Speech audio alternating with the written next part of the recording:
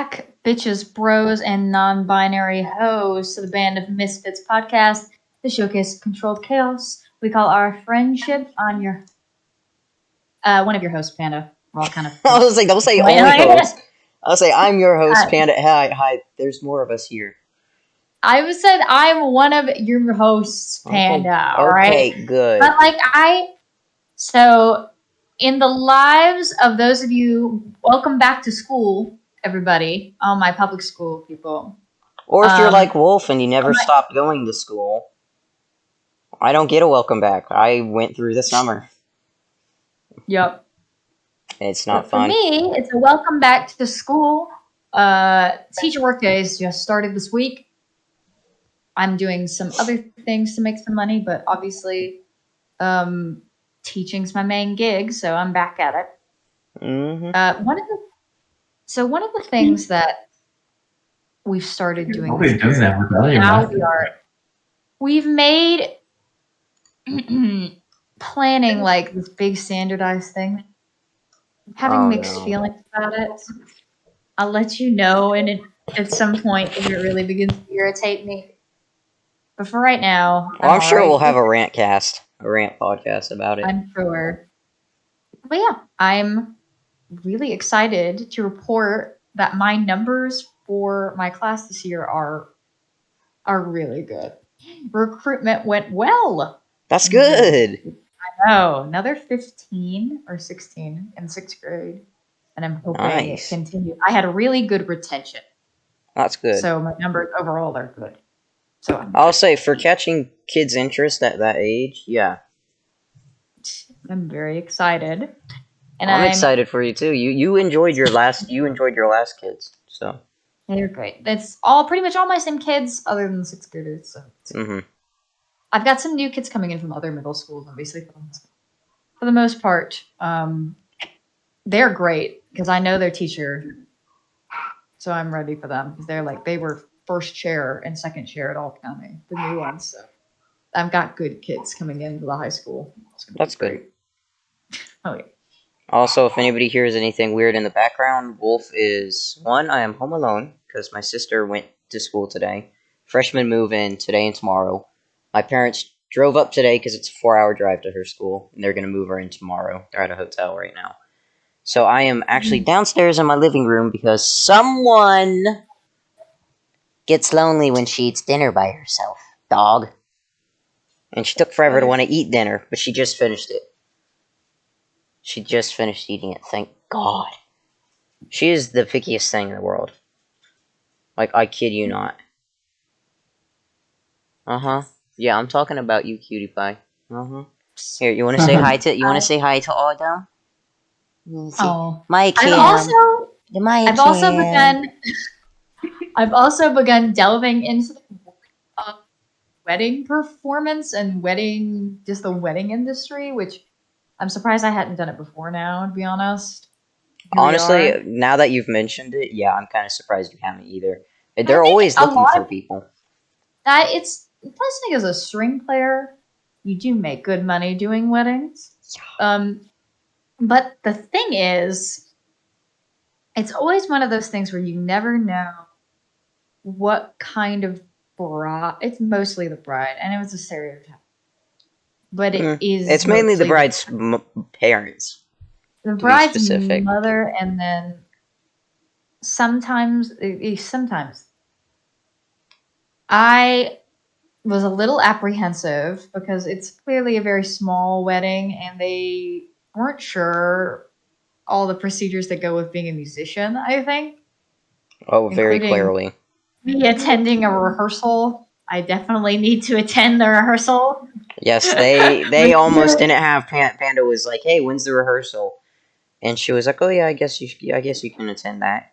Like, no. Well, she said, "Sure, yeah, you can come," or something like that. Not like it wasn't like it was completely innocent, to be honest. I don't think it was like. At the same time, though, of course you need to come to the rehearsal. It's like a concert. You rehearse for the concert. Like you're gonna have to rehearse for a wedding. You don't want something to go wrong. So, contrary to if you're a musician, you know this, but like contrary to popular belief, wedding music is very easy. if you've been playing more than a year, you can probably play. To be honest, I can sight read everything. Like I've only practiced. I messed up a little bit because I didn't know where I was starting at the rehearsal, but That's understandable, though. now that I know where I'm starting, I will be fine. Like, I'll but say that's understandable. Everything else, I'm playing for a cocktail hour and stuff, easy peasy. So if you're a string musician or any kind of musician, it's really simple to practice a little bit, obviously. Make sure you're tuned up. But it's super easy to play wedding music. All traditional wedding music. Easy money. Traditional wedding music and just love pop music, that kind of stuff, really easy. Okay, it's like, but it's all sight readable, honestly. But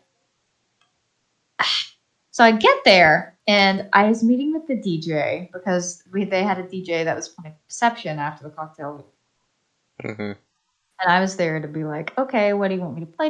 Is it okay if I loop stuff? And they're like, whatever you need to do. And I was like, all right, cool. It's just these three specific ones, and then I can play whatever. Fantastic. It's easy. And he was talking. He's like, I really needed to talk to the bride because I've only talked to her and wedding coordinator at this point, right? And I said, oh yeah, are they not letting you? I heard him talking to the wedding coordinator as I was coming in to set up for the rehearsal. And she was like, oh, are you already set up? It's early. And he was like, oh, no, I like to do a sound check the day before. Yeah, which as you should do. Yeah, to make sure that my levels are right for the venue. You know, like, and this is a person that plays clubs mainly. Like this is a club DJ for the most part. So smaller venues, he needs to come in and adjust. Yeah. And private events are where he makes the big money. Club DJs, like teaching from the regular stuff. Yeah. But so I heard she was like, "I really using it," and I was like, "Not really." I mean, like you would expect a DJ to set up beforehand. Well, so yeah, you don't want them to set up the day of and be doing sound tests and everything the day of. Yeah, but that's what I was saying. I mean, these people seemed very like I think it's a very didn't much really like, look into it as much. It feels like it, as they're very nice people, but so I don't want to. They're a little naive about the whole. Little naive is probably the word I would use. Yeah, about what goes into it. So when the bride comes in, I was a little worried because I'd never met the bride. I'd only spoken to her mother and the wedding coordinator, and I was worried. I was like, I didn't know how she was going to be because when it's a stereotype. But it's true that when women get married, sometimes Bridezilla. Yeah, a little bit of a Bridezilla moment. I get it today. I get it's very special to you. You only get married, hopefully. But please be nice to your employees or your contractors. Please. Yeah. I'll say they're the ones that's making your wedding go off without a hitch. Like you better be nice to them. Be nice. And she comes. He was like, so I was like, what's the theme for the reception? And he's like, oh, it's emo club music. And I was like, emo club music? For a wedding reception? That sounds okay. And then the bride comes in, right? And she's got a septum ring and a Nefertiti tattoo. And right then and there, I explains it. She's real chill. And she was like so nice. She's like, I wish I had your talent. The only thing I'm really particular about is where it starts on thousand years, and then you can play whenever's best for you after that. And I was like, wow, she's like, I'll say nice. That's good. That honestly, best outcome if you're doing a wedding. That was the best possible outcome. She couldn't have been much older than me. I think we were the same age. Not gonna lie, because husband's military, groom is military. I think. They always marry young. Oh, so they always marry young because they wind up getting divorced for a good portion of their marriage. Which I get it. The benefits. It really is. You marry for benefits.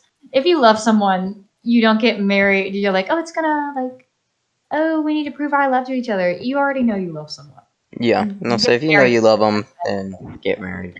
my approach to marriage. This is becoming a marriage podcast. Oh, it'll turn into a My debate later. Don't worry. my personal approach to marriage for a while as a queer person, I think, and this goes for most LGBT people. For a while, I wasn't sure like who I was going to meet and if I would be Hmm. able to get married. Do you know what I mean? There is that short frame of time where it's like I had just accepted, even when I was young, subconsciously that like I might not get married, but I'd still love someone. You No, know, you'd still love them. You'd so still be there it for didn't. them. So for me personally, it's not that important thing, Hmm. spiritually or otherwise, like however you want to look at it. But I'm a very practical person when in terms of money. So if and Joshua and I have already talked about this, obviously been together a very long time. We've been known each other a very long time. The marriage obviously has been a conversation because it, if you don't talk about it beforehand, you shouldn't be. No, I'll say. If the proposal is a surprise, you shouldn't get married. That's I'll say no. It should be. that's, It should be planned. that's part of my outcome. But also, I only wanted to get married. First of all, I don't want to get married before at least 25. That's too young to me to get married before you're Oh 25. But no, that's like there was somebody that I grew up with that used to be my neighbor. Kid you yeah. not, she married as soon as she graduated high school. I remember. Yeah, I was telling you guys about it. I was like, what the hell? You're like, oh, they So, had been dating a few years. Like, I get that they knew that they were, however, 18 is really young. And she was yeah. younger than me. Like, she had just turned 18 when she got married. I was like, God I damn. I look at marriage as a very practical thing. I would want to get married because the tax benefits. Yes. I'm not gonna lie, and like if something happens to me when I die, I don't want things to get caught up in probate. I'd rather it just go to Joshua. To be That's true. honest with you, That because I don't want I kids. can tell you So that is my so my aunt dated a guy. I call him uncle because they literally were dating for like 50 years. Like they dated forever. Not 50 years, like yeah, 40 years. They just never got married because they just didn't still, feel like getting married. But literally they were just basically one of them married. things. Unfortunately he passed away. I kid you not, he wasn't feeling good one day, went to the doctors. 2 days later, It's dead. he was basically being told he needed to be put in hospice and get ready for the worst. 3 days later, he died. Damn. Yeah, it was completely out of nowhere, like caught everyone off guard. Within 5 days, he went from being completely fine and healthy to dying. Dead. But because they weren't married, my aunt had to go through all of the like paperwork and stuff, all of those the issues because they're like, well, you didn't get married, and it's like, well, we were together for a very very long time, and he put me in Kind of, his will and everything. well, But yeah. his family tried to argue it because she didn't wasn't married to him, and it's like, I mean, her name's in the will directly. You can't really argue that, but whatever. Right. Especially if it's been notarized. Oh yeah, Mhm. and like it was literally the before he died, they just reviewed the will.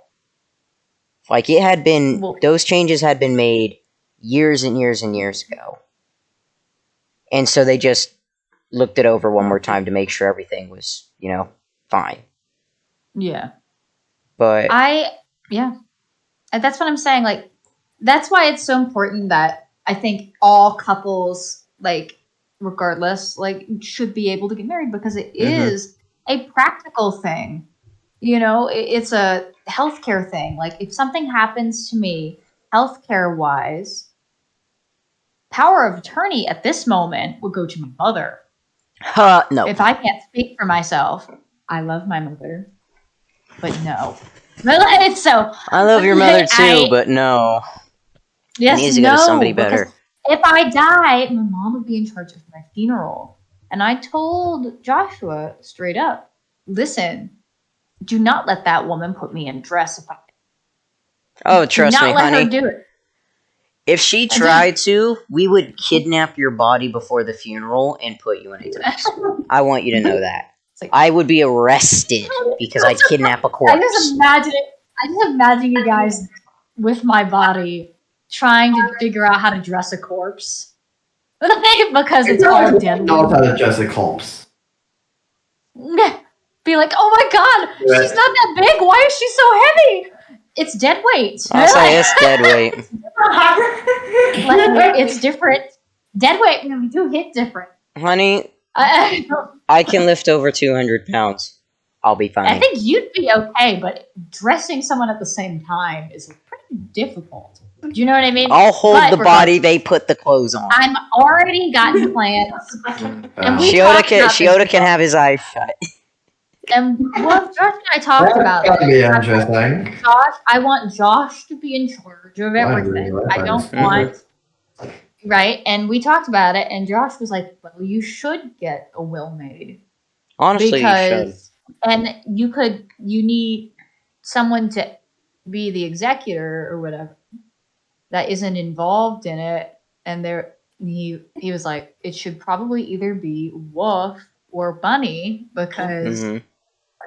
Like he was like, I prefer Wolf just because he's so practical and would take everything without that much emotion to it and would just do what had to be done. And I was like, that's fair. I will happily do it. Just let me know if you make a decision. I will happily do it. Yeah. No, I am the type of person where I like to weigh logistics over emotion. Because people let emotion cloud judgment. And while, yes, it might crush my heart to make certain decisions because I really do care about you, it's practical. It's what you would have wanted. Yeah. I'm just going to lay everything out. Before I die, my goal is to have my funeral. Paid. Because if anybody's had someone die recently or have been through that process before, have been involved in the actual planning of a funeral, you know it's so expensive. Oh, like everything is so expensive. And I see Muse nodding her head. Like I'm sure.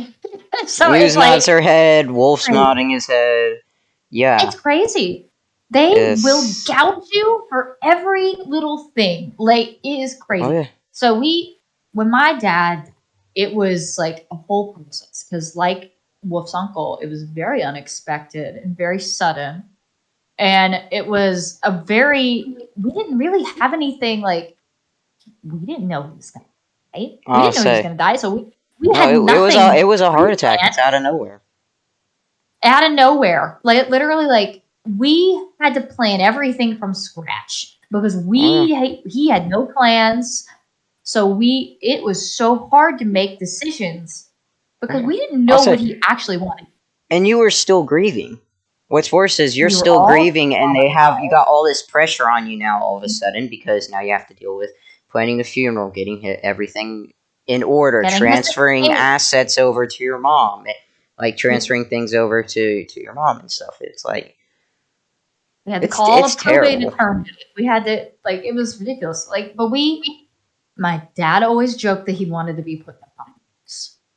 And I tell you what, we were like, yeah, Dad, whatever. But when it came time to pick out a coffin, I could not bring myself to put my father in a pine box. I could not do it. So if that's genuinely what you want, just know you should put it in your will because people you love will not emotionally be able to make that decision for you. Oh. Okay? Do you know how hard it would, I personally know how hard it is to just say, oh, well, that's what he said he wanted, so put him in the box for $500 or whatever. Honestly, after your dad passed away, because I told my parents about it and stuff, and because they sent their condolences to you guys, I actually sat down and had a conversation with my parents about it, and they told me that they actually have all that stuff. It's already been paid for. It's planned out in the will, step by step, what they want. And they went ahead and verbally told me, no coffin, just go ahead, burn us, spread our ashes, Cremation is a very practical cremation. option as well. It's very practical. Most of my family does cremation. Yep, it's a good thing. But I tell you what, it is a difficult conversation to have. I think death is a hard conversation to have. Because nobody wants to think about it. Nobody wants to think about it. But I tell you what, there's a lot of things that can affect your life financially after someone dies that you don't even know about. I'll never forget after everything happened, my bookworm sent me this big... She was like, do you want I have this big practical book of things.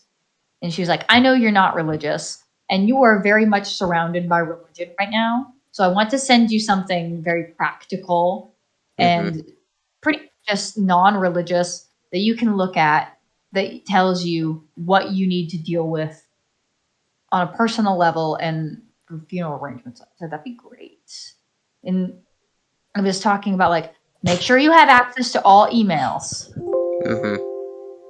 Make sure you have this. It was 10,000 tiny little things I never would have thought about someone needing to think about when they die. It's you guys ridiculous. Just keep talking. My laptop battery's dying. I gotta go get my charger. Shoot. All right. Just keep talking. But it's the same. You know what? In a way, it's actually... in a way, it's actually very similar to getting married. Nobody tells you how much you have to pay for a wedding. Not really. Do you know what I mean? Like, people talk about, like, oh, weddings are so expensive, but nobody really tells you why they're so expensive. You know what I mean? Like, they tell you, like, but there's all these things. Like, recently, I've been looking into wedding things because, again, we're, like, at some point planning on getting engaged. Like, we've talked about it, whatever. So I've been looking into stuff. And I tell you what, venues by themselves, because I am not a religious person. I would prefer not to get married in a church if I can help it, just personally. It's so expensive to rent somewhere to get married. Oh my god. Also, like, it's ridiculous. Also, we looked into suits. Custom suits are very expensive, especially if you're looking for something LGBT free. There's a great custom suit LGBT fitter in the big city that I used to live by. Really great, but it costs a fortune to get a custom suit. I've said it before on the podcast. I'm very short, so when I get suits, I have to get them custom, pretty much, or figure it out on my own. Oh, I don't know. It's ridiculous. What about you guys? Have you guys thought about, like, what's a big thing that you guys have thought about that, like, you didn't realize how much money it costs? Things. Because I feel like I'm taking up so much space. Hospitals. Hospitals? Hell yeah. Yeah, no, again, like, thinking of that aspect, I could go back to my accident where a freaking ambulance is $3,000. I remember. Yep. Yeah, so it's crazy with how our healthcare charges us crazy amounts for things like that. The ambulance that took my dad to the hospital, the company sent us a bill after he died, right? And my mother had to call them because she was like, I'm sorry, I shouldn't have to pay a bill for my dead husband. But because it was his name, the bill was in his name. That's the thing. And she had to call them and be like, hey, he can't pay this because he's dead. And they were like, she kept trying to say, like, hey, listen, I really need to take care of this. And the lady on the phone was like, sorry, your husband's going to have to talk to us. It's in his name. And she was like, well, that would be pretty... I heard her say this word for word. She said, well, that would be pretty hard to do since he died that day. You could hear that woman's face turn white. Yeah. You could literally hear her face turn white. She was like, I'll get this taken care of for you, ma'am. And she just hung up. We did not have to pay that bill. Yeah. So I was like, there is such a level of insensitivity to people that have gone through a health crisis in this particular country. There's nothing. The price gouging is outrageous. Okay. It really is. Good girl. You're gonna hate I don't like. about your med. Right. There's also this like. I mean, like you also got to think about organ donation. God damn, I didn't even. This is why I pre-did my organ donation stuff on my license. I was like, my mom did not like it, but I made the decision because it's my body, so I get to decide what happens after I die. She was all upset because I wanted to be an organ donor, and I was like, Mom, I'm gonna be dead anyway. I remember that conversation that you had. Yeah. She was all mad because she's like, they're gonna let you die. I was like, that's literally not. No. That's just if they can't bring you back, somebody else can live with your organs, literally. Like she was like, they keep you alive. I was like, yeah, they keep your body on a ventilator, so your organs don't die. They keep your body alive so your organs don't die. I guess the only reason. But you are dead. I say you are dead. You are not coming back. That's what I'm saying. Like, so I was sitting. I remember I was like, but the day my father died, he was not registered as an organ donor.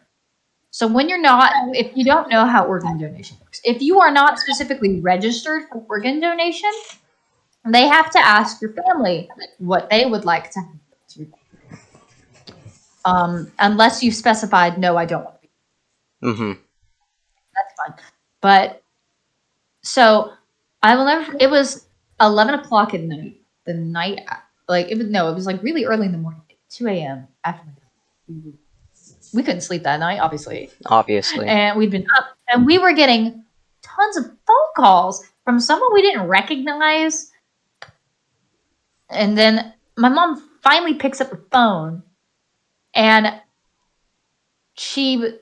I was letting her talk to whoever it was, and she was like, I couldn't do it. They wanted to take your dad's eyes. I couldn't do it. And I was honestly really mad.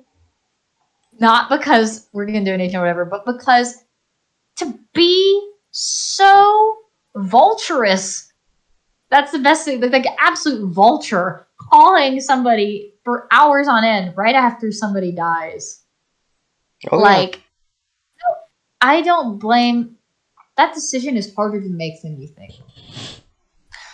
This is why I keep saying people need to plan shit. And this isn't just the teacher in me talking. Plan your shit. Honestly, no, it's always better to just have things planned out. Don't fly in by the seat of your pants, bitch. Come to go. Yeah, make sure things are well planned out. Because otherwise you're burdening your family or your friends to make that decision for you. Yep. And they're just going to have to go based on what they think you want. They can't ask you. Nope, you're dead. Or, you're dead or you're on life support. Yeah. Have things planned out. That's what I'm saying. All right. Do we want to move to a different topic? Because I'm starting to get this. Shiota! Fight me. Oh, bitch. We got into a debate. Long story short, we got into a debate the other day. Muse is laughing. Muse is in the room with Shiota.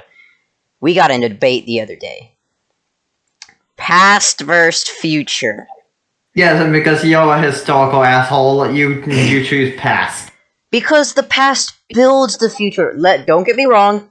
Future technology, wonderful. Love future technology. However, the past built the future. Yes, we wouldn't be where we were if we weren't from the past. Yes, but with future, you know there's stuff laying ahead. Might be good, might be bad, mixed bag, yes, but the past supports the future. You can make future decisions based on past decisions you've made. Again, this is gonna go back and forth like a fucking tennis match. Well, and that's why Muse is here and Panda is here. They'll help us decide who they agree with. Yes, Muse, you have to make a decision. You and your indecisive, she's shaking her head. You will make a decision whether you like her or not. So will Panda. Yeah, right. Future, I get it. Future is all high tech and stuff. However, we have to rely on past ways. We cannot rely on all the future technology nowadays. What if something gets bugged? What if something breaks? If we don't have our past knowledge, and if we don't have our past technology and our backup systems, how are we supposed to be prepared to deal with that stuff? I want you to know you'll be a deciding factor in this conversation, Panda, by the way. You and Muse, you'll be deciding past versus future. The argument I'm making right now is, yes, future. It's very technological and everything. I love it. A lot of good things come from the future because people are evolving, you're making advancements and things. However, you still need past things. You still need the past. You still need past laws that were made, past technology that was made. The past technology acts as guidelines for future technology. Yes, but like not even on a technical standpoint. You build off the past to create a better future. Well, but better future. We say that nowadays as we look at what our country is. Okay, well. You're not wrong, though. Yeah, I got one on my side. Well, let's not think pessimistic. Yes, please, let's not think pessimistic here. Is the actual question about would I rather live in the past or the future, or which is more important? Which do you prefer? Do you prefer the past over the future? Studying the past or looking into the future? Basically. Okay. All right. I am the type of person, I don't like to linger in the past. I like to say I learned from my past mistakes and move on. However, I learned from my past mistakes. You have to remember your past. Without your past, you have no future. And yes, well, I do agree with you. Like, there's some stuff in the past that you would rather forget. Like, keep in the past, but future is a blank slate. Like, you can make what you want of your future. Yes, but you can also repeat mistakes that you've made in the past. I mean, if you forget about it. Nobody's perfect, people.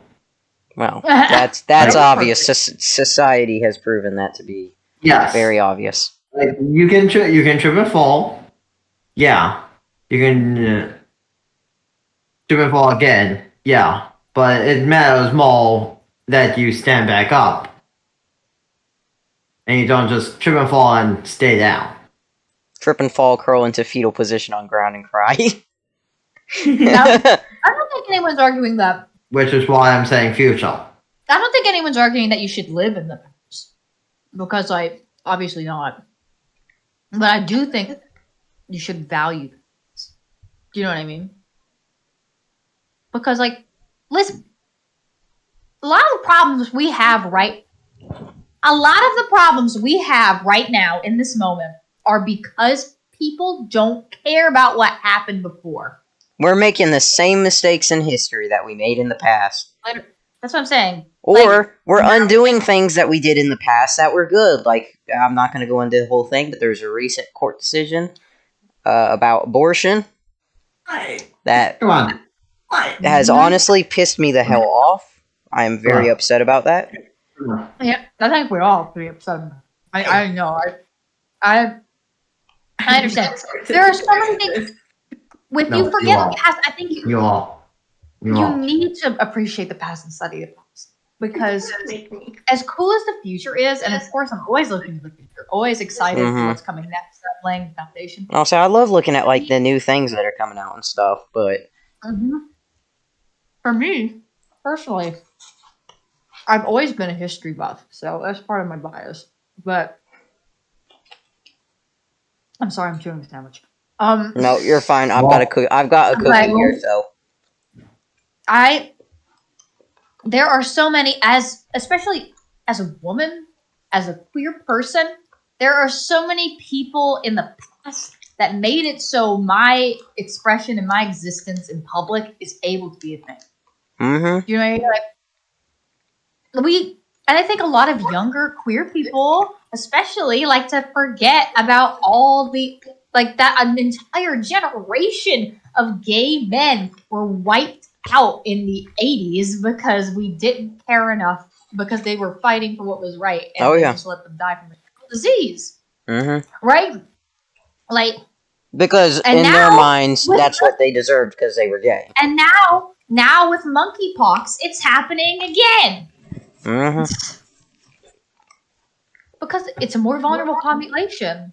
It just, like, a lot of your people are living in poverty. Don't have the educational resources. A lot of people nowadays, we get the biggest issue we have nowadays with the future, which is where I'm going to base this argument on, is there's a lot of people nowadays, younger generations, that are seeing the changes happening and they're going, it's not happening fast enough.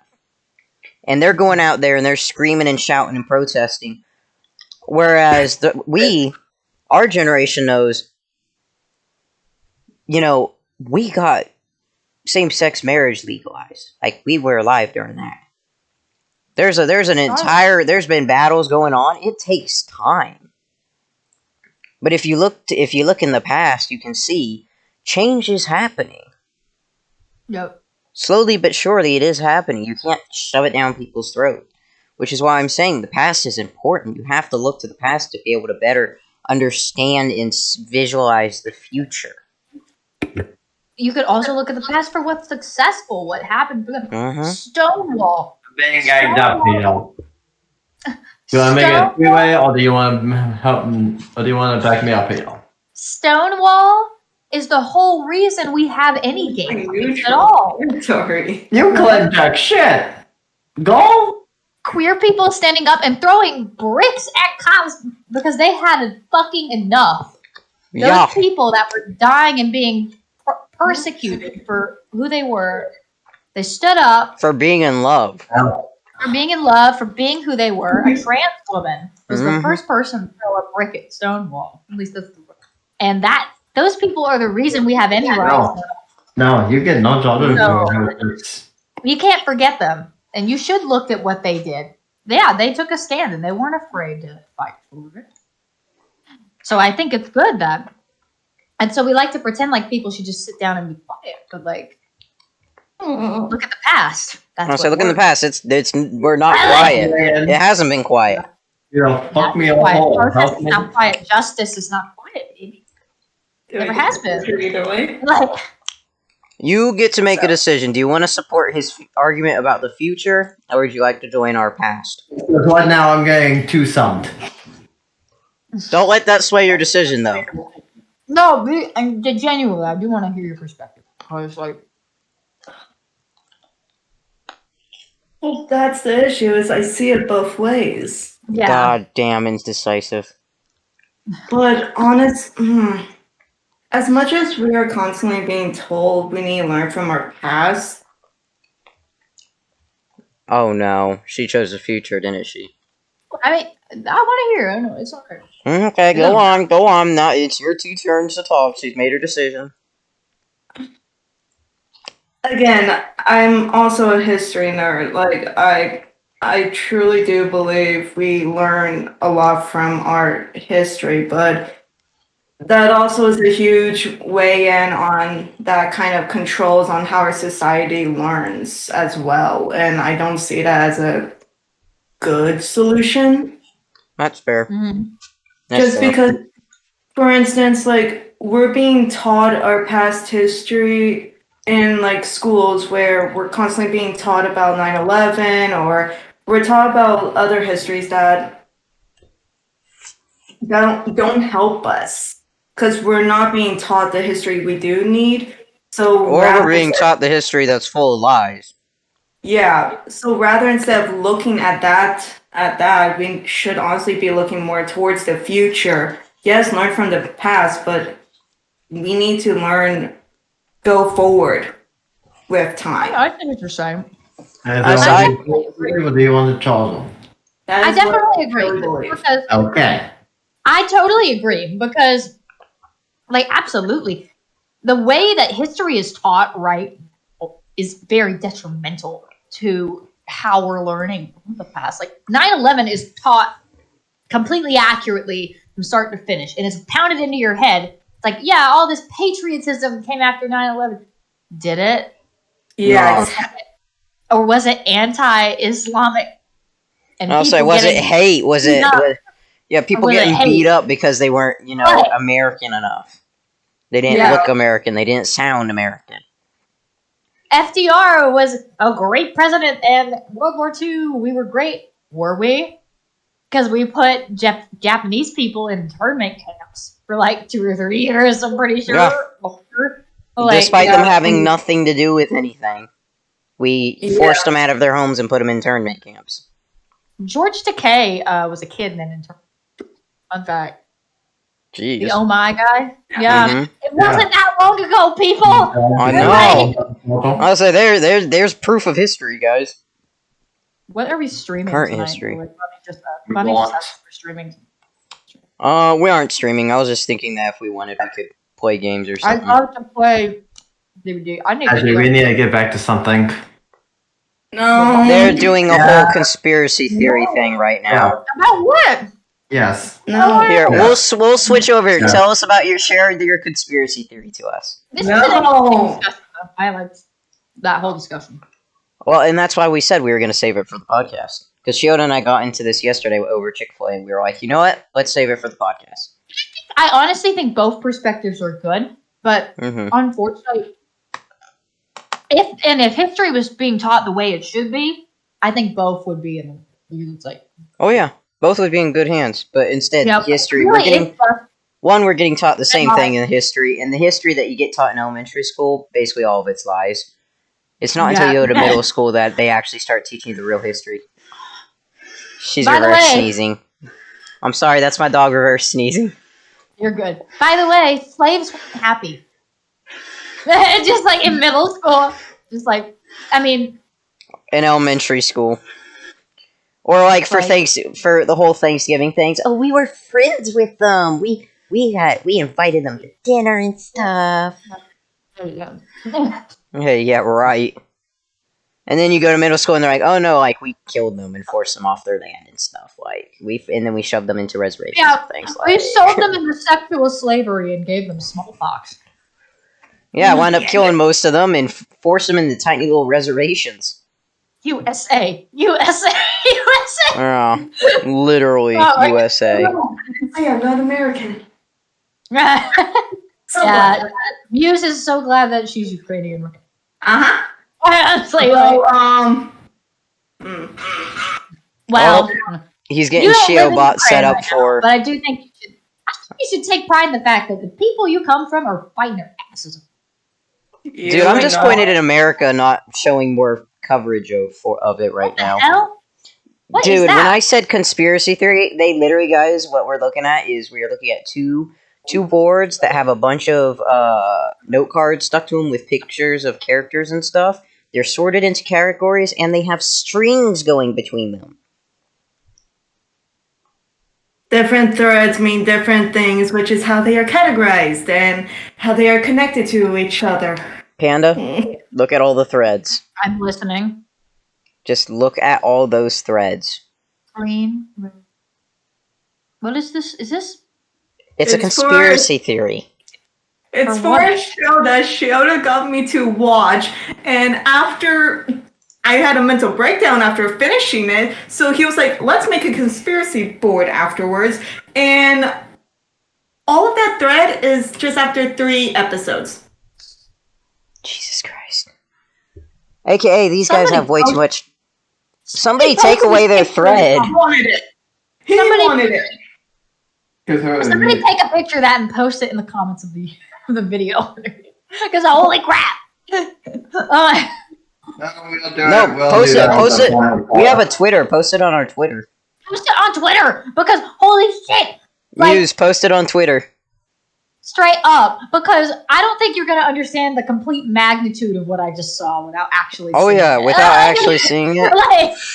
like, Should we do it? Should we do like a before and now? Yes. So what is now and then This is now. Then at the very end of it? And at the very end. Yeah, you can put a little. You can put captions. You can be like, "This is what they were talking about during the podcast. This is what it was. This is what it was later, many hours later." Sticky notes into the equation. Oh no. That entire room's going to be covered in thread by the end of the night, I'm telling you. I don't think they have enough boards. We're splitting it up between two days. They're splitting it between 2 days, folks. This is how we know they have too much time on their hands. These people have way too much time on their hands. We can do Sunday and do a good portion. Hopefully sooner rather than later, because 2 days. I know. I mean, like between today, Sunday, then the next time. Oh, Panda, did you fall asleep last night? I did. I had a feeling you did. I literally get up for work at 5:30 a.m. I know, but you didn't leave the Discord. I was killing. I know. I was killing, and then Bunny switched to killer as well. We were going around killing, and I'm just like, Panda was being my Jason Voorhees' mom in my head. She was going, "Ooh, that's a good move there. Oh, they're gonna take a left." Kill them, and then suddenly she went quiet, and literally Bunny and I, after one match of me killing people, I went, "How much you want to bet she fell asleep?" And he was like, "Oh, 1,000% she fell asleep." We were like, "She totally fell asleep." Oh yeah, no. When you and Bunny both left the server, I still saw Panda in it. Yeah, yeah, because she didn't lag out yet. Yeah. I woke up and I was still in there. Mm-hmm. Because I woke up at 5:30. Well, because it was picking up on the sounds of your breathing. No, we didn't play that. We got off at like 12. Oh, okay. Or no, let me be specific. 12:37, because I actually looked at the time when I got off. Because I still have to do some killer challenges. If anybody wants to watch me do killer challenges and kill people, Muse, Shioda, would you like to watch me kill people as background noise? We're gonna do one more episode then. Okay. Hey, it makes sense. Now, Kill for mother. I might record. I'm gonna be honest. I might record it just for the commentary, just because I think it would be hilarious. I think it's good to get killer gameplay too. Mm-hmm. No, I agree. You get bored. You just get bored watching it. I actually, the last match that I had of the night, I let the final guy go because I felt so bad for him. He kept getting totally screwed over by his teammates. They did 2 generators. In the time it took me to kill 2 of them, they had done 1 generator, and then he managed to get another one popped. I'm going to wonder. And I kept finding them. I kid you not, I put traps down. I just would reset the trap and they'd walk right back into it. Hilarious. I was like, I'm not even moving them. I felt so bad for him. Like, I was like, you know what, I'm going to just bring him to the gate and stuff. Hatch happened to spawn in front of me because they had burnt a hatch offering for the main building. So I happened to be in the main building because I was looking for him. I felt so bad for him. I shut the hatch, and the next thing I know, I see his player model run through my character. Or run past my character. Like, he bumped shoulders with me. He was going to the hatch. I was like, oh, I'm sorry. So I knocked him down, and then I brought him over to the gate and let him wiggle out and open it. And he was super thankful. He, like, did a little dance and stuff. He was like, thank you. I was like, dude, you got screwed over by your teammates. I felt bad. This is pity. Because I kid you not, the amount of times his teammates would just, in running away, would lead me right to him. Like, I felt so bad. It eventually got to the point where, like, if I saw him, I would just turn around and go the other way. Because I was like, I feel bad for him. Like, I'm going to just kill your teammate. I'm not going to go after you. I love killer gameplay. It's my favorite thing. Well, we will be recording that then. Panda can be Mother Voorhees. Do we want to, like, we want to show Panda, you know. What? Oh, do we want to go ahead and end it? No, do you want to show the gift? What? Anniversary. Oh, yes, I have to actually... Oh, I gotta get up 1 minute. I had a warm spot. 1 minute.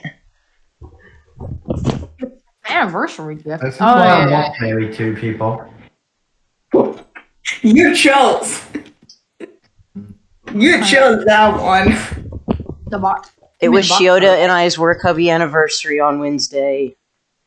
So he got me a gift, which he had apparently had since February. It is August.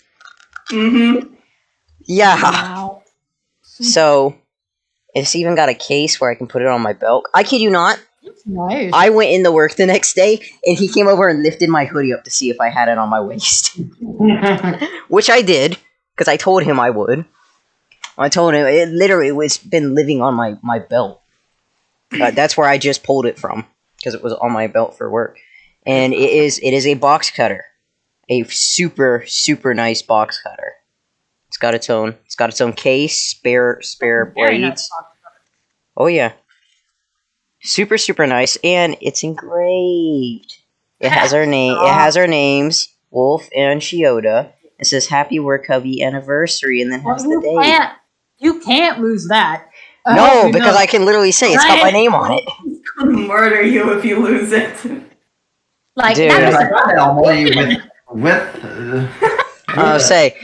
He's gonna come up one day and be like, "Are you missing something?" and whip this box knife out of nowhere. Like, would you like it? Do you have any final words? I'm not gonna lose it because it's literally I have it on my waist. The only reason I lost the other ones was because people kept taking them. no.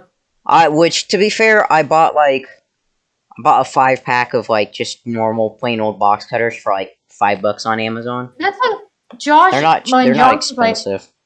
that's like Josh because he's like that too, where he'll buy me stuff that I actually use now.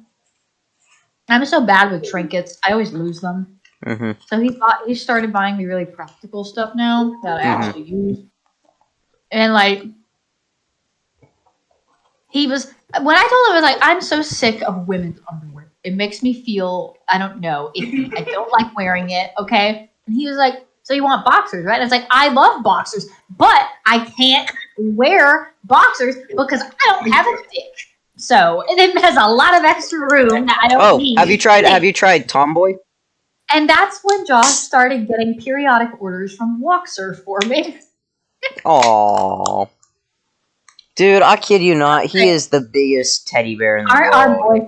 Our boyfriend's the best. I'm just kidding. For real. I got a work hubby. I got to upgrade. Mm-hmm. Here we go. My work hubby spoils me. He does.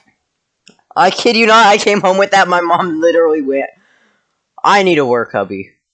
She was like, I need to get a job just so I can get a work hubby that spoils me like that. React to that. My dad thought it was cute and laughed. My mom was just like, he spoils you so much. I swear. Are you guys sure you're not dating? I was like, no, we're not. I keep saying. Josh asked me. He was like, "Are we together?" And I was like, "You'd think so, but no." You would think so, but no. H found it cute. Yes, he did. Oh man, that's very nice though. But no, it's really nice. Like, I'm gonna try very, very hard not to lose it. Like, I'm going to really take care of that. Ooh, I reset up my office, by the way. You can see. I noticed we see it in the background. It looks good. So I have my Hunger Games. I got that for my 13th birthday. It's a framed the movie poster when it first came. Oh, I remember when we went and saw it. So pumped. And then I got my. Oh yeah, Panda was the most excited person to go see that movie. Got my degree up. Mm-hmm. I'm pumped as fuck. I used to go see that for my birthday. Every year it came out. It always came out on my birthday. It always came out on your birthday, so every year for your birthday we would go and see the movies together. Which is crazy. I invited the girl I liked one time. And I did the last one actually. I was turning 17 and the last one was coming. That's the only one we didn't go see together as a group because you wanted to ask the girl that you liked with you. And we said, okay. I did the Rita one. Rita had the one? Who did I invite? Oh no, I was at that one. You did invite all of us, but it wasn't like a Misfit exclusive one. No, I invited some band people too. No, I was at that one. I think Muse was also at that one. And I was like, listen, I told him, I'm like, you don't have Mockingjay Part 2. You remember? I don't know who it was. Were you? I don't think you were able been. to go. I can't remember why. I don't know. I know I was. I knew I invited you guys. And then I don't think Muse was able to go for some reason. I can't remember. It's literally been years, so I don't remember. But I invited you guys and I invited some band friends and I invited a girl I really liked at the time. I didn't know I liked at the time, but I definitely liked her. Oh, we know exactly what you're talking about. No, and she came, and I had said, like, I know you guys always get me something anyway, but I told everybody, I was like, listen, I don't really care if you get me anything for my birthday because I don't really care about my birthday. At this point in my life, I'm past people getting me things for my birthday. Like, it's very sweet of you to get me something. I was just born today. Yeah, it's okay. Listen, I'm just let over us shove our love at you, whether you like it or not. It's very sweet of you. I told her, I was like, listen, you don't have to get me. She's like, listen, get you something. Of course I'm going to get you something. I'm like, have to. Thank You Yeah. can came in and she bought me this. She remembered like these little details about me that I like. Aw. She was like, I remember you saying you were trying to get into writing a book or something, so I bought you this like journal. And I was like, how did you remember that? I think I said that offhandedly in a conversation like 2 months ago. I'm like, Oh, it shows she paid I was like, attention. oh my god, did she like this? And then we stopped talking. Well, to be fair, it was also That's at that how time. It was at that time of year, and you were still going through things. Like you were still, I was very. you were She very, stopped talking very after closeted. junior year. I was very closeted. But Yeah, at that we point, suggested I had once come as out. a joke that Panda was bi, and I thought she was going to rip my head off.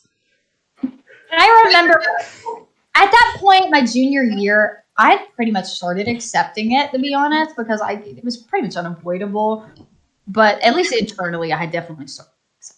Yes. And Externally, with you had her, not. You were going to rip my head off. I had a hard time admitting that because my parents not very. We're not very accepting people, and I was having a very difficult time with it. And then, but I had already come out kind of. Everyone thought we were dating. Dude, Like, it was one of those things where we were just kind of like, we knew and we were just waiting. We stopped bringing it up because we knew you needed to figure things out. I don't think it's ever actually I don't think everyone. I honestly, and this isn't to freak anyone out that's listening, but I honestly think it's not as much of a secret as you think it is most of the time. Oh, no. Because the people that know you know you. Do you know That's what I like mean? that's like me. Did it shock anyone that I came out as trans? No, I absolutely knew you were trans years ago. Did it take a long time for me to realize it? Yes. That's a big realization. It really is. I'll say it's a whole lifestyle change, literally. Literally, you're doing all these things. Anyway, but like, so at the time, I was like, but like, if you're coming out in a very like unaccepting environment, sorry, your parents probably actually don't know. Those people are the people that are like that hateful. They don't actually know what a queer person looks like because they just assume they're like a walking embodiment of like sin or some shit. You know what I mean? Like so when they see a queer person they're like, what? They can't be queer. So they're in denial themselves. Do you know what I mean? Because they don't want anyone they know to be queer, because then they'd have to admit that queer people are people. Mm-hmm. How did your mom react? It's been a minute, actually. When I came out as trans? Yeah, as trans, yeah. So that's the big one. I already knew what to expect, because when I came out as bi to her, she didn't talk to me for a week, but she's the type of person where when she's unsure about something or she's trying to figure something out, she will distance herself so she doesn't say something wrong. So Well, it still hurts because she kind of ignored me for a week when I came out as bi, but like I knew what to expect this time. However, the timing was bad. My grandmother we were in the middle of trying to move her into a you talking? Yeah, a dependent living place that also had a memory care ward. Her meds were still messed up, so her dementia was very, very, very bad at the time. Because if your meds are messed up, it messes up any health conditions you have. So she was in and out of hospitals, in and out of physical therapy. So my mom had all this stress on her because my mom's family members don't live in the state. Like the nearest one's in Colorado. So it was like all this pressure was on her. Oh, I felt my mom is calling. Okay, that's fine. But I felt so bad for her.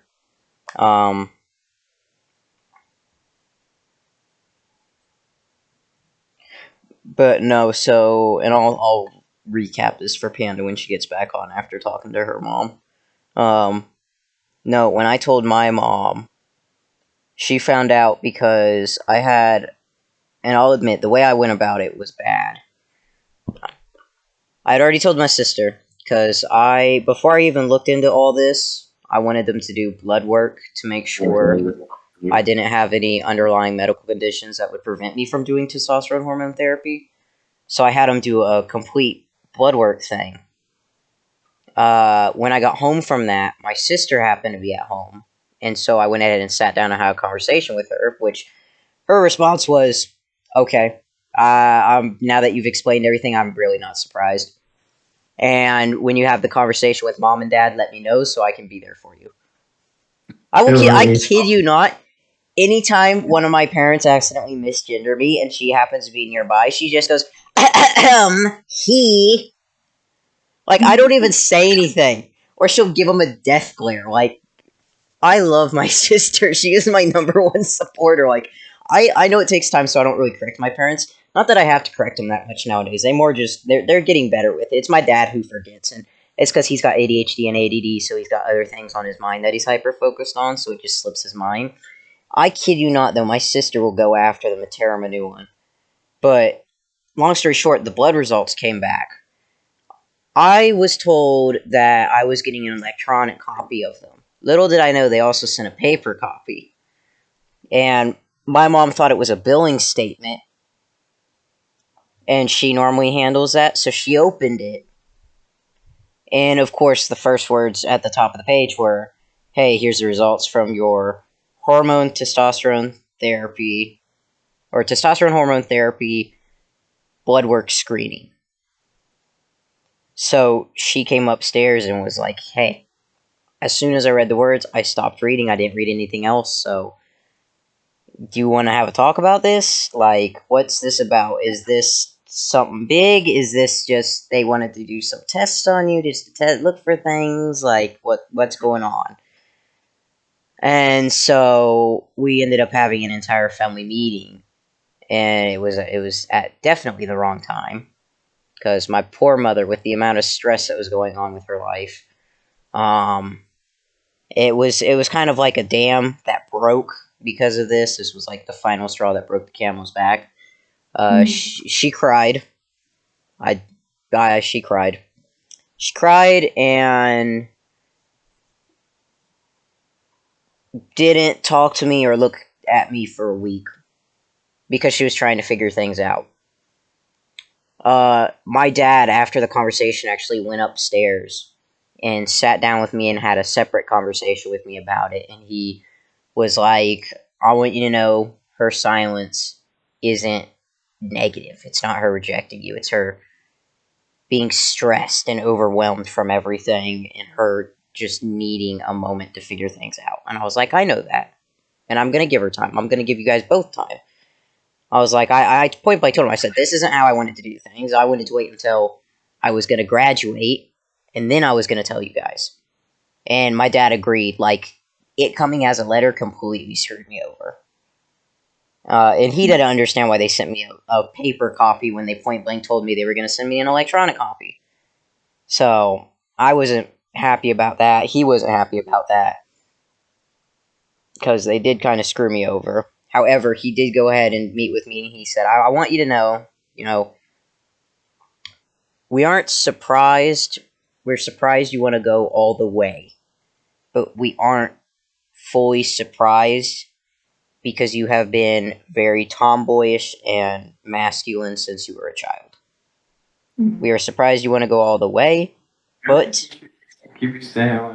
And I told him, I told him about all the therapy I did in college and about how I did group therapy for people, who are thinking of transitioning. And he said, make sure when you have a conversation with your mother, you mention all that. And so I sat down with her a week later. She came and she found me and she said, let's talk. And we sat down and she said, it's going to take time, but I love you. And you are still my child and I will be here for you. It will take time for me to understand this. But I fully support you. She's like, it's just going to take time. And I said, that's completely understandable. And I explained to her that also, that's not the way I wanted to do things. Like, I wanted to wait. She was like, well, when I explained everything to her, she was like, okay, that makes sense. She was like, at the moment, yes, she was overwhelmed. She told me, she was like, at the moment, I was overwhelmed with everything, and it just, she was like, I didn't mean to cry. I know it probably really hurt you seeing me cry. And I said, yeah, it did. She was like, I want you to know it was just from the stress of everything. It wasn't because you told me. It was because everything was going on, and it piled up and piled up, and it just broke through. It was like a dam. But we had an entire conversation about it. And then I told her that whenever I did the steps and stuff, like when I went to talk to the doctor about starting the testosterone shots, I told her she could come with me. So, and that she could make a list of questions for the doctor. I actually had gotten a packet, because they had packets of information about everything the shots would entail and changes to your body and stuff. I had asked the doctor specifically for that packet so my parents could look it over and make questions. And then when I went for my top surgery consult, I had her come with me so she could ask the doctor questions about that. Because it helps her understand more, and it just makes her feel better. Knowing that she can go with me and she can talk to these doctors with me. And also recognizing that everything they're telling me, I already know. Because I've looked into this stuff for years. It's new to her. Which is why I told her she can come with me. And I point blank, I had even called my doctor. And I made it so that if she had questions and if they couldn't get in contact with me, it was 1000% fine for them to meet with her and contact her and talk to her about all my medical history. I gave them explicit permission to do that. Because I was like, she'll have questions. I don't know if you'll be able to get in contact with me, because I was about to go back to school, because it was on winter break at the time. Literally, when we found the letter, we had just gotten back from a trip. We were upstairs unpacking, and my mom checked the mail. And that's when she found the letter. Like, that's how screwed up it was. So, it was a good trip, though. My sister and I, because of all the stress going on, we really, my sister and I went out of our way to try and make sure that she had, a perfect trip. So she could have, a relaxing trip and everything. So she had a really good trip. She said it's one of her favorite vacations we've ever had. But, yeah, no, don't do things the way I did. I went behind my parents' back to set up literally to set up all of this stuff up, get the blood work and stuff, and then it inevitably, they found out inevitably. Unfortunately. But it's life. When Panda comes back, I will recap all this for her, because she's the one that asked. But she is on the phone with her mom right now. She actually left. She can also just listen to the recording. Oh, that's very true. I'll just have her listen to the recording, because this will be uploaded tonight, so it'll be uploaded and scheduled out for tomorrow. But no. Yeah, no. It was quite the situation. I knew what to expect because of how she reacted when I said I was bisexual. Because then I told my dad, and my dad said he wasn't surprised about that. He said that he kind of knew. Which was hilarious to me, because he has all these... He's like, when I told him about being trans, he wasn't surprised. When I told him about being bi, he wasn't surprised. He's the type of person where he notices a lot more than he says, but he keeps quiet about it. Because he doesn't want to rock the boat. He wants to let you figure things out before broaching the subject with him. So he was like, yeah, I wasn't surprised, I kind of knew. And I was like, thanks. Here I am stressing about this. Thanks. Love you too, man. Didn't he also say he took psychology? Yes, he said he took psychology when he was in college. Which is why he was able to he psychoanalyzed me and figured all this out. I was like, dude, you couldn't have told me this sooner? Like, what the heck? Like, what the heck, man? I'm making sure Dora stays awake. Yeah, Muse is falling asleep on the sofa behind Shiota currently. Don't make me kick his soul. Just take the blanket from her. You let her have the cozy blanket. Hey, I think it was what I'm wearing. Here, let's go ahead and wrap it up so you guys can continue your conspiracy theories. No. Yes, you don't have a choice. You're at Shioda's house, hon. You don't have a choice. Anyway, thank you guys for listening. Man, it's been a while since we've done a podcast. We finally got people's schedules to work out so we could do it. These two, poor Shiota and Muse, have been forced to close on... We normally record these Fridays. These two have been forced to close. And for people who don't know, closing is from, 2 in the afternoon to 11 p.m. at night? Which is right when we do this. Mm-hmm. So, it's not great. And, yeah, these poor guys have been forced to close for literally, the past 2 months. So, that's why there hasn't been a podcast for a while. Because we haven't been able to get enough people. Half of our crew. I'll say, when half our crew is closing, or... I get to close next Friday. See? So we probably won't have a podcast next Friday. Next Friday will probably be a stream. Yeah, you also work then as well. Never mind, no stream either. Jesus Christ, they got both of them. Oh, I need to have a... I'd say I'd have a word with H, but he doesn't listen to me. So... Nope. This time it was actually A that made that... next week. I thought P said that she was gonna... make it so you guys weren't always closing.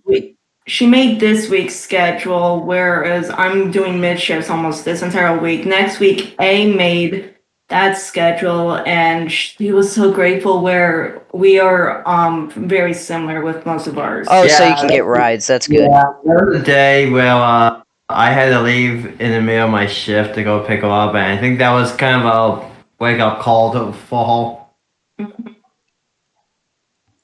Yeah.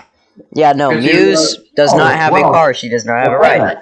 Literally, there are nights where either Shiota has to come and get her, or whoever the closing manager is will take her home. Thank you, B. Yes, literally the only person who does it is B. Yeah. I have to hop into his vehicle. Yeah, his car is high, and she literally has to hop into it. I have B next time she does it, then record it. To record it? Yeah, I asked him too. I asked him that too. Oh, great minds think alike. Great minds think alike. Oh, is she back? I apologize. I had to clean out my tub and throw my loofah. Had one of those giant bugs in the shower. So I was wondering what that was. It's been raining all day. So yeah, the bugs come crawling up your drains and stuff for that. Welcome to Eastern. Welcome to the Eastern South. Welcome to the Eastern side of the South, y'all. Yeah. That's where they live. It literally they is. Are Anyway. So gross. They're literally fucking disgusting. No. Anyway, let's go ahead and close out the podcast, Panda. I'll go ahead and recap stuff for you later. I'll recap my mom's reaction with you later. Okay, let's go ahead and close this out, folks. Panda's going back to deal with the bugs. She's going back to fight. She's going back to fight bugs. Maya has fallen asleep on my bed after her reverse sneezing fit. And Muse is in a laughing fit. Muse is dying from a laughing fit. I can see her face is turning red like a tomato. And the mic's picking up every so often. I just hear a I want a copy of that. Please and thank you. Please and thank you, honey. I would like a copy of that so I can make it a nice little profile picture. But yeah, so thank you for joining us today. Again, don't know when we're gonna do a podcast again. Just stick with us. These will come in every so often. Also, little channel plug-in. We do have a YouTube channel where we upload gaming videos. That is consistent.